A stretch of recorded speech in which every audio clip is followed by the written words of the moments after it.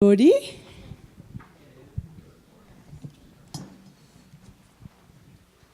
Look at this audience, isn't it wonderful? Okay, this is exam time. Dolores is going to ask some questions. Are you afraid? They're very, very easy questions. Do you know who this one is? Buddha. Yeah, do you know any more about him? No? I tell you something. He was a little boy, like all of you, one day, a long, long time ago. You know how long? Can you have a guess? No? 2,600 years ago. That's a long time. Yeah? But he was little. He was little like you.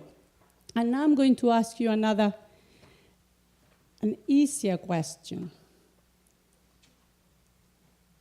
Do you know who this one is in the picture?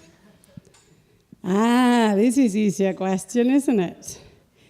And he was a little boy too, right? And now this question you do know. When was he a little boy? Can you guess? Roughly. When was he born? Yes. 0? Yes. He was around 2,000 years ago. That's a long time, isn't it? Now, I have another tricky question for you. Do you remember the name of your grandmother? You don't? You don't remember your grandma's name? No? You do.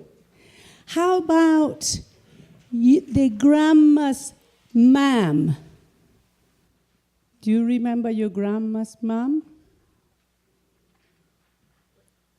You do? I remember my grandma's name because she's called Dolores. That's an easy one, isn't it? I am called Dolores like my grandmother. But guess what? I can't remember the name of her mother. I remember the name of her father. He was called Juan because my mother always talks about her grandfather, Juan. But she never tells me about her grandmother. So, the tricky question, and this is the last one, and then you can be released. I know this is it's hard to come here to Interfaith to have fun and then get Dolores to ask difficult questions. That's not what you signed for, isn't it?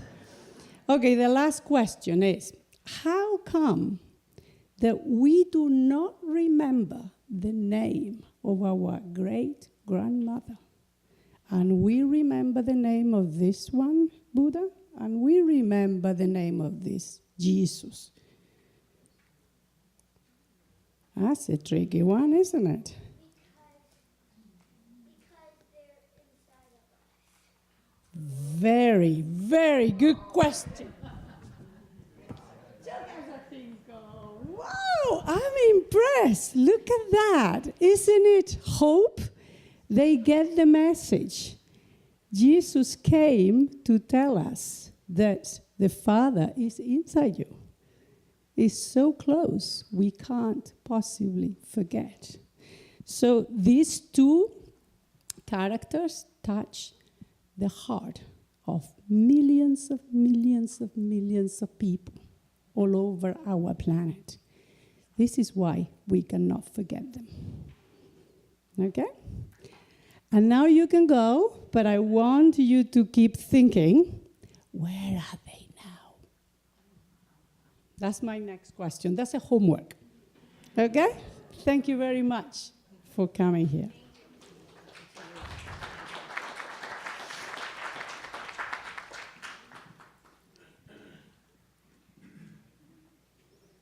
I'm not going to ask questions to the grown-ups, so you can relax. But I'm going to try, this is supposed to be a reading, So I'm just going to try and suggest an answer to the third question.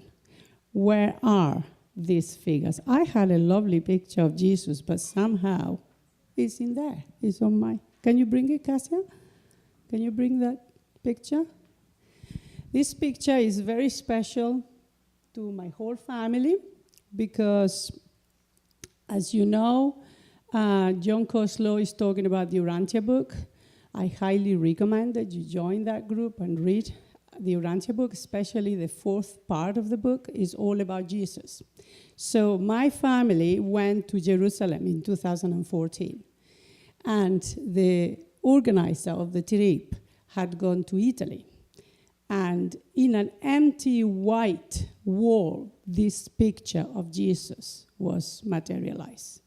So she went to Italy and took a picture, and she printed these pictures for all of us in the trip. So she gave us one to the four of us. So this is very special to me. This is what I wanted to share. But my suggestion of the answer is that these beings, they still exist, obviously. We know that. And they just take other bodies, take other jobs. So, for example, we know, I didn't ask the children, but we know the disciples of Jesus were quite interesting people. And I highly recommend that you have a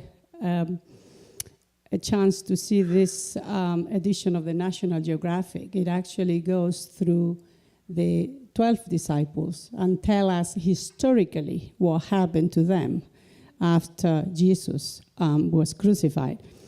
And some of them, for example, this is a picture of the Master Kutumi.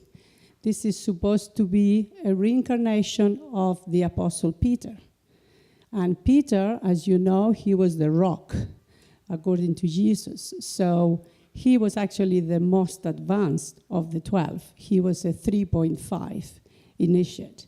So these masters do live, and sometimes not in physical body, but they are taking care of us.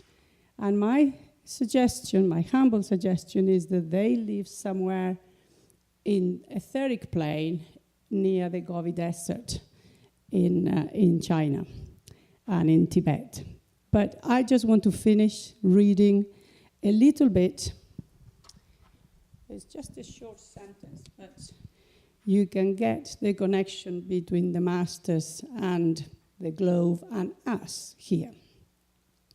It says, if any organization on the physical plane, if in any organization on the physical plane, the masters can get a nucleus of even 3 people who mutually interact and who, without attachment, follow the path of service, they can produce more definite results in a shorter space of time than is possible with a large and active group of people.